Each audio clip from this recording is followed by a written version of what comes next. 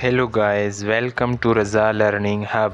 In this video we can find the value of this expression which is very difficult for new student. If you are genius, then before watching the video comment of this question, but if you are student, then follow my method. I can simplify this expression step by step. So how can we solve this? Are you ready? Okay, I can start from here.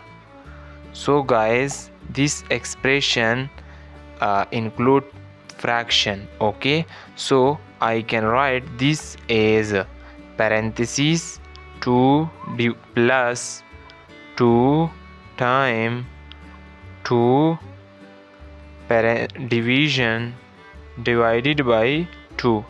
Okay guys, now in next step guys, I can write it as parentheses have higher priority than other operation.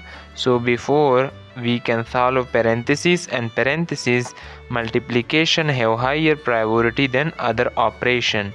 So in parentheses, firstly we can solve multiplication. So 2 plus 2 times 2, which is equal to 4 divided by 2.